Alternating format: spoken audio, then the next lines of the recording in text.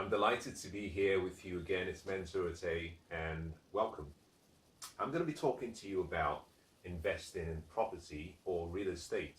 Now, depending on where you live, those words are used interchangeably. I like the word real estate better than I like the word property, primarily because in some way it covers not just the structure of a building, it also includes land, includes all the various parts of what we call a piece of property. That could be the air above the land, but also that could include the property that the land is built on. What I want to talk about the very important ideas in the whole investment cycle. Now, this will focus primarily on some of the thoughts you should have at the back of your mind before you begin any real estate investment. Now, the first thing to think, and you must think about, and you must analyze if you're going to invest in real estate or invest in property. The first thing you must consider is this, that it's a numbers game. Investing is a numbers game. The numbers tell a story. So in making a decision to invest, whether that be in gold, whether that be in silver, commodities, oil, gas, whether that be in a business, whether that even be in property investment or real estate, or whether that be in paper assets, stocks, bonds, mutual funds, it's a numbers game, meaning the scoreboard never lies. I love what Winston Churchill said once. He said, no matter how beautiful your strategy is, you should occasionally look at the results. The results tell a story. Now, by being a numbers game, what I simply mean by this is that real estate is all about one word: finance. Finance. Now, previously and historically, a lot of people used to talk about location, location, location. That is all nonsense. If you're going to be a real estate investor and you're going to be a smart real estate investor, one of the things that you're going to do or decide to do is use what we call OPM, other people's money. And by OPM, I'm really referring to debts. If you're going to use debts, which you should, if you're going to be investing in real estate, you have to use debts because of leverage. You can do much more. Leverage is simply doing much more with less effort. And debts is how the rich get richer. However, I want to say this, and I want to say very slowly. You should never use debts if you do not have sound financial education. You need wisdom. Debt is only a respecter of wisdom. Debt is like a loaded gun. Think about this: if you have a loaded gun, you can leave it on the table to an adult who understands the purpose of having a firearm. That could be a source of protection for the family. Left on the same table, if the young child who knows nothing picks it up, he can blow his brains out with it. So it can protect you, but it could also kill you. The difference between both is understanding. At the young age, the young child is still ignorant. He doesn't know. At the much older age, the parent understands. He has more knowledge. So financial intelligence is extremely important to use debts. Before you use debts, my recommendation is this: anyone who's going to think about using debts should spend at least 3 years. In my opinion, now you can change this as you wish, it's entirely up to you. I'm not here to seeking for disciples or followers, so make your decisions for yourself. Be a student of your own life. Don't simply follow my recommendation. Take the information I'm giving you and ask yourself whether it can help you achieve your dreams and goals. But my recommendation is spend at least 3 years studying, intensively studying. At the end of the 3-year period, you should still be spending between 5 and 10% of your time every day and 5 and 10% of your money every month invested in your mind, in your personal development and growth. You have to be a lifelong learner. The more you invest in yourself, the more you understand debts and how to use debt leverage. But coming back to the point, real estate, the first thing to consider is about the numbers. Now, you don't worry about location primarily because if the deal is good, if the deal is right, if there is a demand, if the numbers work, then it's worth investing in. If you're going to be investing in residential or commercial, it really doesn't matter where you are because you don't have to do it yourself. Some people say, well, if you're going to start where you are, start locally. I agree with that, to give you some experience. So, for example, if you live in London and you live in, say, Kensington, then you want to perhaps begin around Kensington. But Kensington might be too expensive for you. You might have to travel across to another area, a different location in London, but still within easy commute. So if there's a problem, you can be there quickly. But that only applies if you're intending to self-manage. If, on the other hand, you're buying and you're going to have someone manage it, then it doesn't really matter where it is. Again, it comes back to the numbers, finance. So real estate begins with financing. Now, if you're going to use debt, then you need partners, meaning you need a set of people, banks, investors, who can come together with you to collaborate to help you achieve your vision. Now, with a bank, they want to see your plan. They want to see the numbers. They want to make sure it stacks up. With investors, they want to know when they can get their return on investment. They want to make sure that they're going to get it completely and they can make a profit. So it's all about the numbers. This means before you start, settle down, pull out a pen, pull out a calculator, and work the numbers. Or delegate this to someone else who you trust, who is competent, and look at the numbers. If the numbers work, then it's worth the investment. If the numbers work, it's worth the investment. Now, the second thing I want to talk about with real estate and property investment that you must consider is this. Focus more on income, not future appreciation. Now, this is a very common mistake most people make. They see a deal, a commercial building, a residential building, they analyze the numbers. It looks okay. Maybe they just break even. And they think we can just about get enough income to cover our expenses, but we don't have much left. However, they go ahead with the deal. That's okay. They're breaking even. Now, some other people, on the other hand, might be making a loss. But they somehow are led to believe, rightly so or wrongly so, that the future potential of the investment makes the losses they make in the present bearable. For example, they may have purchased the property for 3 million. And this has been leased to a tenant, but at the end of the month, at the end of the year, they're making a loss.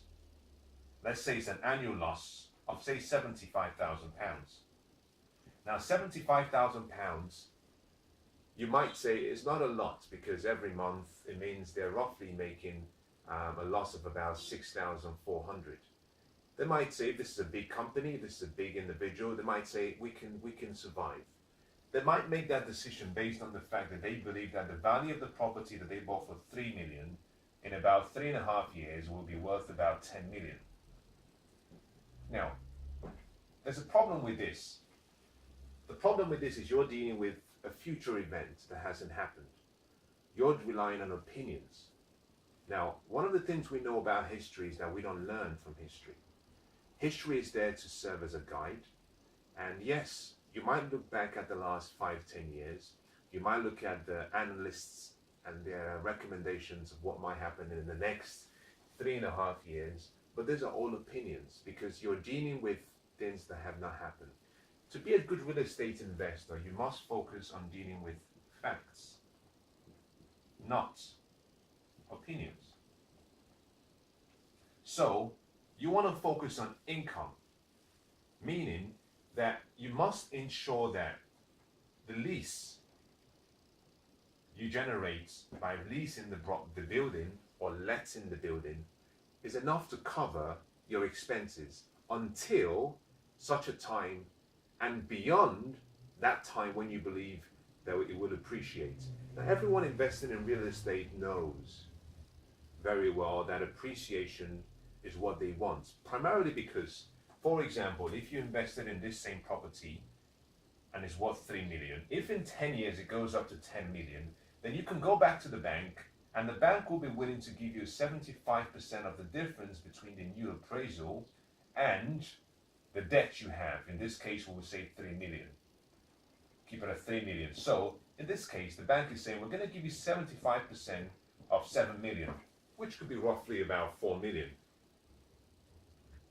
That's money you've made just by appreciation.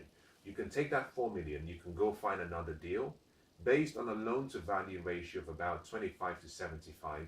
If you had 4 million, you can afford to buy another investment worth 16 million. Simply because you've gained by appreciation, not because of what you've done to the property, just because the value in the area has increased or the purchasing power of the currency has declined, whichever that might be. Yes, you want appreciation, but appreciation should always be a secondary desire. The first and the most important thing you focus on is, am I breaking even? Am I making a profit? Now, this occurs if you're buying to let or lease, but also if you're buying to sell. The first thing is, if I'm going to buy to let and I'm going to buy it or to lease, am I going to have enough income from my tenants, enough to cover my expenses? If the answer is yes, it becomes an attractive real estate opportunity. If it appreciates in value, then that's perfect. But you must carefully check and make sure that there's a much lower risk of a depreciation in value because, as you know, things can swing both ways. Now, that is the second thing that you must consider if you're dealing with real estate. Now, I want to talk about the third and the final before I summarize. The third and the final is simply that real estate is only as good as you have demand. So, demand is extremely important. However, you cannot just simply look at demand. You've got to be smarter than that. You've also got to look at supply. Supply in the present and supply potentially in the future. So you must do a supply and demand analysis. Now, why is this important? Now, let's deal with demand first. Real estate and property investment is only as good as their jobs.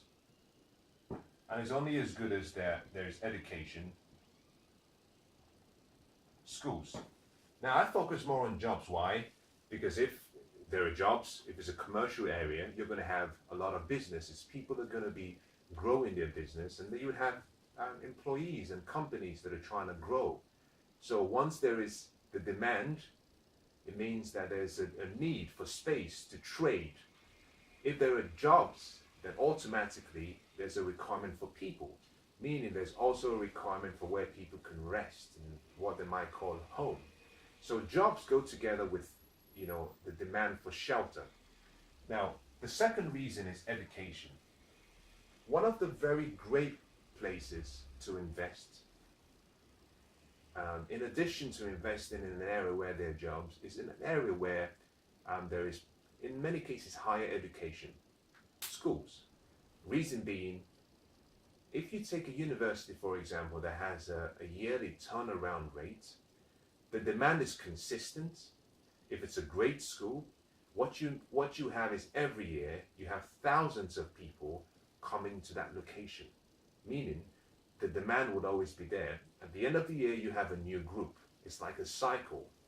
Now, once you have a demand for learning or education, you're going to have a demand for housing, students. In some cases, if it's not a higher education, you might have a demand for family houses because maybe some families decided to move closer to where the great schools or the good schools are. So demand is only as good as you have jobs, or that you have education, or you have opportunities. Very important. Now let me also say something. You could have jobs, you could have schools, but if the infrastructure is really poor, that might affect your returns. And by infrastructure, I'm talking about transportation. I'm talking about the availability of good roads. I'm talking about the availability of all the local social things that make the local community an attractive place. So jobs are great, education is great. The question is, infrastructure is great. Can people commute? Can people travel easily from home to their respective places of study or places of work? That's important. The closer you are to great infrastructure and great demand, the more likely that you're going to succeed. Now let's look at the second part of this equation, that is supply. Demand supply is important with investing because if there is too much supply, unfortunately, what that leads to in investing in property is the word called vacancy. Vacancy only occurs when there is more supply than there is demand. If there is less supply, it doesn't really matter what the price is, people will pay because they have no options. When people have options, they get to choose. So the lower the supply, the more attractive it is and the more advantageous the investor. The greater the supply, the more it's an advantage to the person who is leasing, either the company or the individual. So when you're looking at demand, always ask yourself, in this area that I'm trying to invest in, what is the supply available? Let me make this practical. In London, England, we have what we call a planning requirement if you're going to build or construct something new. So for example, in a local area, if an investor or a developer decides, I want to build something quite unique, they have to go through the planning laws and go through a planning applications before it's accepted. Normally, as standard, a lot of the buildings in London are historic buildings. And in some locations, there's a requirement to preserve the architectural and the historic beauty of that particular area. So you might have restrictions on you constructing a brand new really beautiful building because it's not in harmony with the local architectural integrity. Now, this poses two problems, but also two advantages. If you're in an area whereby it's really difficult for new buildings to be built because of planning laws, then it means that you have an existing stock of property and you have a very little increase through supply because the planning laws are restrictive. Now this means that in an area like that, you're always going to have a demand, especially if it's a really cool area. The supply would always be limited. Now if on the other hand, you've moved to another part of London where there's open fields and the government has said this area we're going to dedicate to building homes and new homes, in that area you have to be careful because if you have too many developers or investors investing at the same time in the same location, what you have is too much supply and very little demand. So one of the things you have to do as an investor is study. Get a team of people around you who can do the research for you if you do not have the time. And what they can do is they can look forward by analyzing some of the local planning boroughs, and they can understand what are the potential investments and developments coming through, because these are all normally filed. So you can see over a 5-10 year period what could potentially happen. As you invest, be very strategic. Do your due diligence, because the last thing you want to do is build or invest perhaps in a location whereby originally it seemed fine, but maybe they've granted planning permission, maybe to the construction of a number of commercial or residential buildings, which would increase the availability of supply, who knows, by maybe 50% in the area. If that is the case, the deal you've just done becomes very unattractive, because it means the competition you now have increases. You now have to compete for the same clients with so many other people. Now, these are a few thoughts I thought would be useful for you. Think about them and see how they can help you achieve your financial goals and dreams. I wish you the best of luck.